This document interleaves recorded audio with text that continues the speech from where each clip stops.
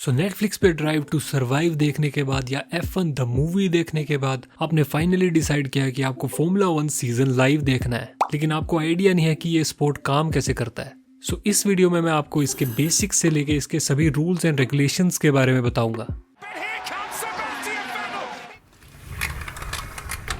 एक formula 1 season जो है वो फरवरी के एंड में स्टार्ट होता है विद प्री सीजन टेस्टिंग, जिसमें टीम्स जो है वो अपनी उस साल की कार्स को टेस्ट करती हैं और ये एंड होता है दिसंबर में। और दिसंबर से फरवरी के बीच का जो टाइम पीरियड है उसमें विंटर ब्रेक होता है, उसमें कोई रेस वगैरह नहीं होती। उसमें टीम्स जो है अपनी नेक्स्ट ईयर की कार्स को डेवलप करती है। इसमें ड्राइवर्स जो है वो अपनी फैमिली एंड फ्रेंड्स वगैरह के साथ टाइम स्पेंड करते हैं, एक्सेप्ट फॉर मैक्स वर्स्टैपन। ये बंदा अपने ऑफ वीकेंड पे भी या तो सिम रेस कर रहा होता है या फिर किसी और कैटेगरी में रेस कर रहा होता है। और विंटर ब्रेक के टाइम में ही हमारे पास मेजर न्यूज़ वगैरह भी आती है, जैसे कि किस टीम ने किस ड्राइवर को निकाल दिया, उसके जगह कौन सा ड्राइवर आने वाला है, किस इंजीनियर ने अपनी टीम को छोड़ के दूसरी राइवल टीम को ज्वाइन कर लिया, वगैरह वगैरह। एंड F1 की हर एक रेस जो है वो डिफरेंट ट्रैक्स में होती है और डिफरेंट कंट्रीज में होती है। 2011 से 2013 तक इंडिया के बुद्ध इंटरनेशनल सर्किट में भी रेस होती थी, लेकिन फिर इंडियन गवर्नमेंट को लालच आ गया कि उन्हें F1 से ज़्यादा पैसा कमाना है, तो उन्होंने इस पे टैक्स बढ़ा दिया, जिसके कारण F1 जो है वो इंडिया को छोड़ के चला गया।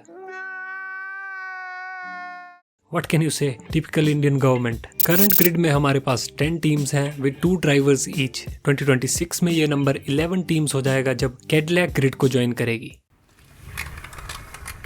हर एक रेस में ड्राइवर्स को पॉइंट्स मिलते हैं और सीजन के एंड में जिस ड्राइवर के सबसे ज़्यादा पॉइंट्स होते हैं वो बनता है दी ड्राइवर्स चैंपियन। एंड हर एक टीम के दो ड्राइवर्स को मिला के जिस टीम के सबसे ज़्यादा पॉइंट्स होते हैं वो बनती है दी कंस्ट्रक्टर्स चैंपियन। सो दोनों टीम्स एंड ड्राइवर्स जो हैं वो डिफरेंट चैंपियनशिप के लिए कम्पीट कर रहे होते हैं, जिसके कारण उनमें कई बार आपस में भी बहस हो जाती है, जब टीम्स जो है वो ड्राइवर से कुछ और चाहती हैं और ड्राइवर चाहता है कि वो मैक्सिमम पॉइंट्स के लिए जाएं।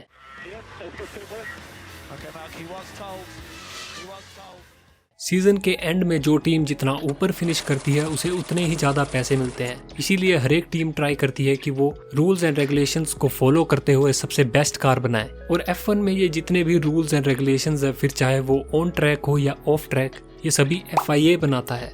FIA की फुल फॉर्म है फेडरेशन इंटरनेशनल ऑटोमोबाइले, लेकिन फैंस के लिए इनकी फुल फॉर्म है फॉरएवर इनसफरेबल रूल्स, क्योंकि इनके 10 में से 9 डिसीजंस किसी को भी पसंद नहीं आते हैं, including the drivers.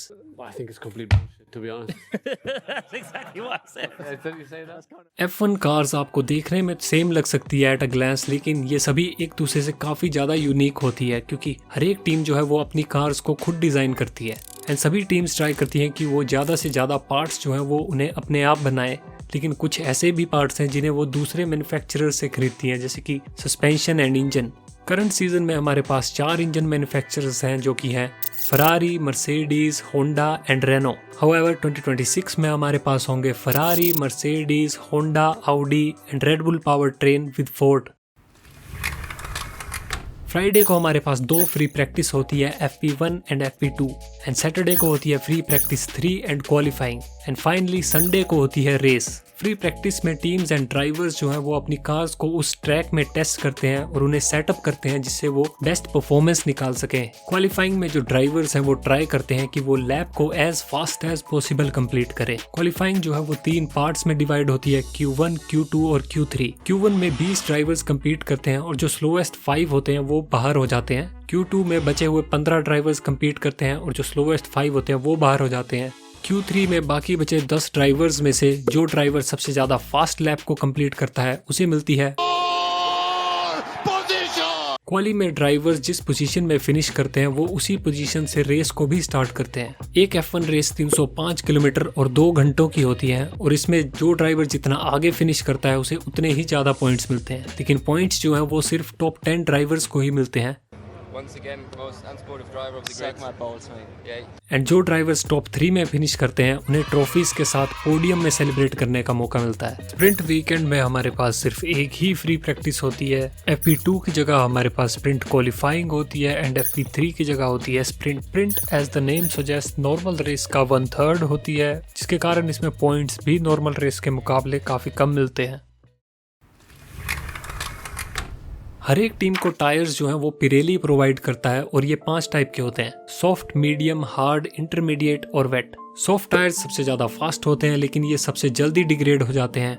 वहीं पे जो हार्ड टायर्स हैं वो थोड़े स्लो होते हैं लेकिन वो काफ़ी ज़्यादा लैप्स तक अपनी ग्रिप बनाए रखते हैं। And medium tyres as the name suggest इन दोनों के मिक्सचर होते हैं। इंटर्स का यूज़ तब होता है जब ट्रैक में थोड़ी बारिश हो या फिर पानी हो थोड़ा बहुत, और वेट्स का यूज़ तब होता है जब ट्रैक में बहुत ज़्यादा बारिश हो रही हो या फिर काफ़ी ज़्यादा पानी भर गया हो।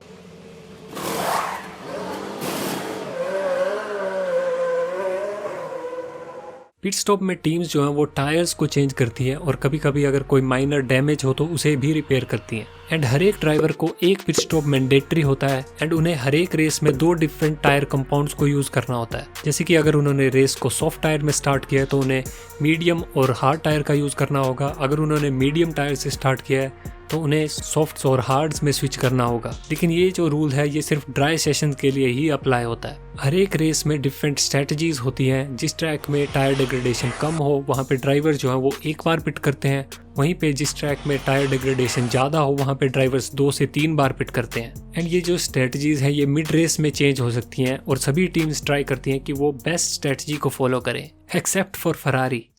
हम कोई मंदिर का घंटा है कि कोई भी आके बजा जाता है।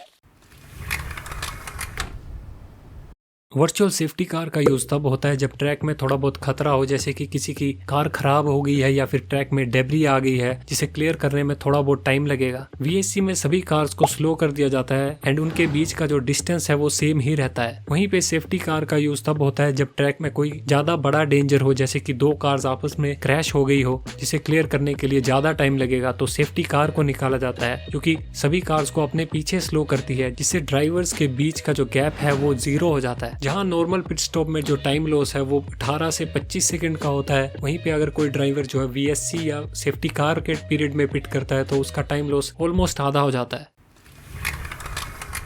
DRS में जो ड्राइवर्स हैं वो अपने स्टीयरिंग व्हील पे एक बटन को दबाते हैं जिससे उनका रेयर विंग ओपन हो जाता है, जिससे उनकी कार में ड्रैग कम होता है और उन्हें एडवांटेज मिलता है अगले वाली कार को पास करने के लिए। लेकिन DRS का यूज जो है वो ड्राइवर्स सिर्फ DRS जोन्स में ही कर सकते हैं और वो भी तब जब वो आगे वाली कार से 1 सेकंड से कम की दूरी पर हो। नेक्स्ट ईयर ये सिस्टम थोड़ा बहुत रिवर्क होके मैनुअल ओवरराइड मोड हो जाएगा। मैनुअल ओवरराइड मोड में एरोडायनेमिक्स की जगह इलेक्ट्रिकल एनर्जी का यूज होगा आगे वाले ड्राइवर को पास करने के लिए, और इसका यूज ड्राइवर्स जो है वो ट्रैक के किसी भी कोने में कर पाएंगे। और 2026 में ही DRS की जगह हमारे पास एक्टिव एरो भी इंट्रोड्यूस होगा, जिसमें टीम्स जो है वो 2 मोड्स को यूज कर पाएंगी, X मोड और Z मोड। X मोड में फ्रंट विंग और रियर विंग ओपन हो जाएंगे जिससे कार्स की स्ट्रेट लाइन स्पीड इंक्रीज होगी। वहीं पे जो Z मोड है उसमें फ्रंट विंग और रियर विंग क्लोज हो जाएंगे जिससे उनकी कॉर्नरिंग स्पीड इंक्रीज होगी।